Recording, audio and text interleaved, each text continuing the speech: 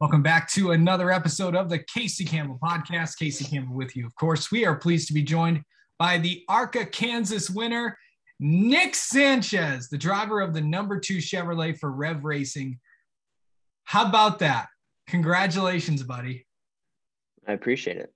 So going into this weekend, did you think that I know you go into knowing that you can win every race, but what was that like to try to get it done this week? Yeah, obviously I knew going into the weekend we'd have a very strong car. I think we were going to be fighting with the 18. I believe we had the second fastest car, especially in the long run stuff. But yeah, obviously I don't think we had quite the speed of the 18 throughout the race. But we just took the opportunity on the last restart to get it. So I know when you raced a Kansas before, it was not the best weekend for you. And then you come into this weekend and you have one of your better typically what you guys, it's similar to what you guys ran at Charlotte, similar to what you guys ran at Michigan.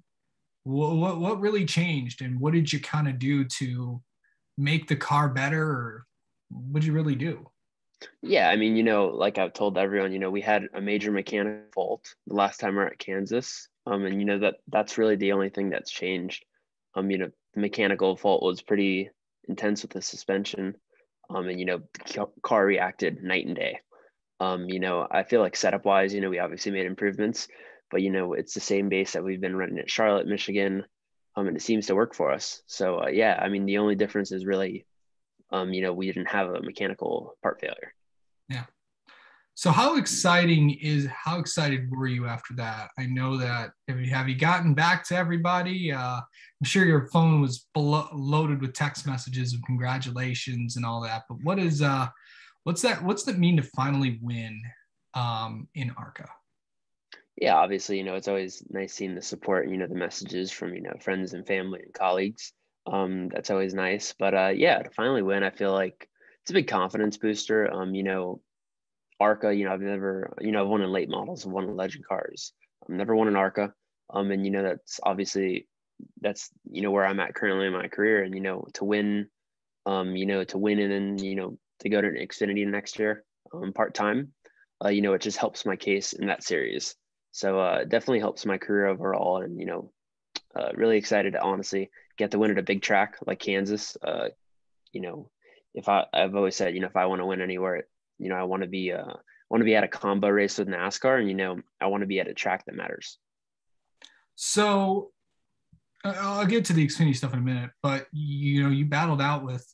Take me through those last few laps when you and Ty Gibbs were battling it out. What was that like, and what do you think you had to do, and what was going through your mind when you finally passed him? Yeah, I mean, obviously, my goal, in the restart was, to get out in front and, really get away from the car. I didn't want him hanging on my right rear quarter panel, drafting me back. So I feel like once I cleared him, I had control over where I wanted everyone else to go. So I just tried to run my race and, sprint to the finish pretty much. I feel like, one more lap and it would have been pretty close, but I was very fortunate. It was a green, white checkered. So I know we talked about this last week when you were on the Xfinity deal that you did with BJ. You and I have talked a lot about this all year long. I mean, you're not going to go to something unless it's going to be good. And this thing, and of course, BJ has built his program, and it looks like they're going to get some more technical support as well. Stay tuned on that one. But overall, how getting that out there, and to know that you're going to be running in the Xfinity Series part-time with an up-and-coming team, because that's what BJ has built.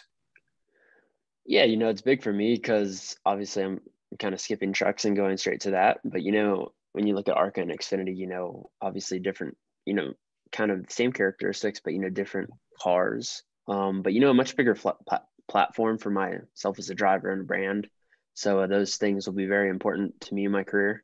But yeah, just, learning with a team like that, I feel like I don't want to say never, but we're probably not going to go contend for wins. But we have our expectations, and that's that's why I went with a team like that. So, we could outperform and, we could be the underdogs and, maybe every now and then sneak a top 10. I don't know. Yeah. But, that's my goal. Just, drive my heart out. You mentioned underdogs, and that's kind of like what Rev Racing has kind of been this year. And look at the performance that you've had. As I mentioned, a good run in Charlotte, good run at Michigan, good run at other places.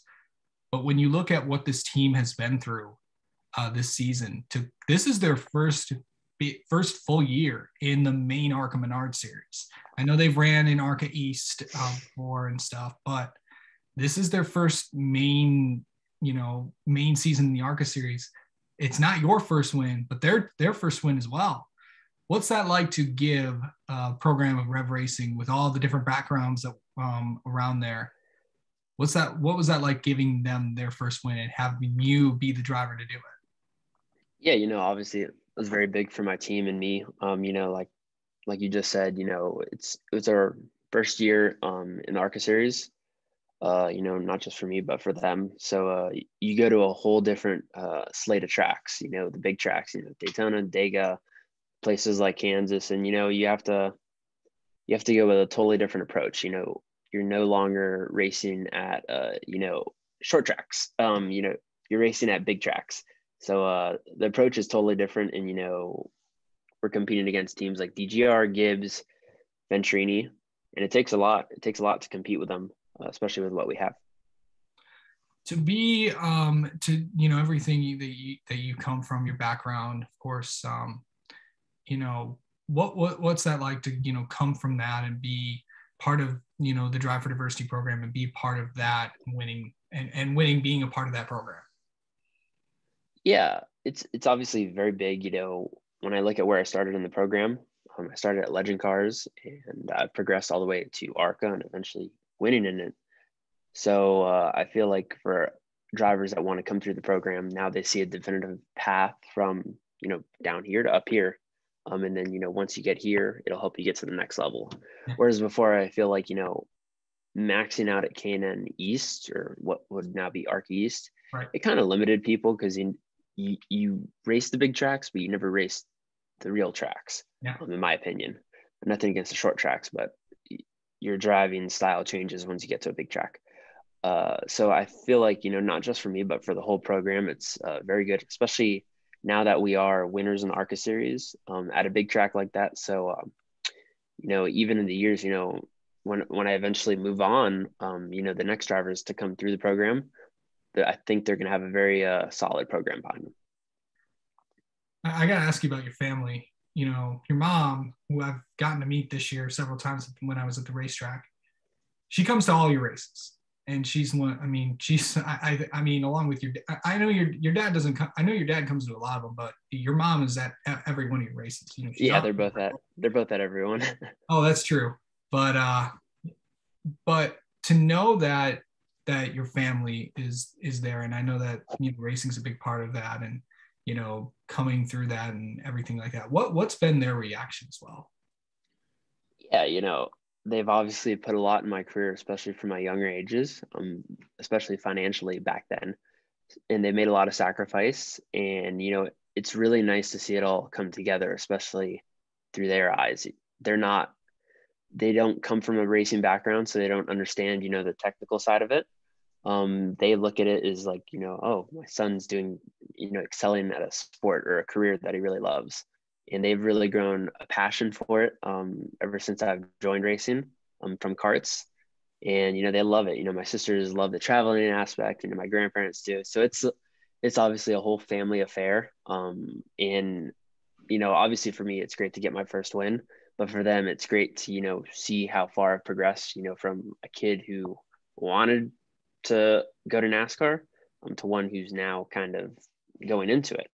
And they obviously, without their support and help, I would not even be close to where I was today. Yeah. So obviously they played a really big role, but they're just as happy as me with the result. But also, your season's not done yet. You still have the ARCA West race at Phoenix, and I know that you I know that I don't know if any tracks owe you one, but I think that one does after what happened earlier the year. But overall, how excited are you to go back to Phoenix? Yeah, I'm very excited to go back to Phoenix. I think that'll probably be the track with that I'd have the most experience at. And it's one that I'm obviously going to make my debut next year. So it's very important to me, in that aspect. But yeah, I feel like we do owe, a race is owed to us. I want to say, after the last time we went there, it was pretty disappointing, especially with how well we were running. Absolutely. To have what happened. Um, so I feel like coming this time around, obviously I have a lot more experience. We're kind of coming with a different car, a different approach. And, obviously, like I said, every race I want to win. I know it's not going to be easy. I know there's going to be a lot of tough cars in the field, but I feel like, if there's a time where we could pull it off again, it's now, especially coming off of last weekend. Absolutely. All right. Nick Sanchez, thank you so much for coming on. Congratulations on the win. We'll talk to you next week to preview Phoenix. Appreciate it.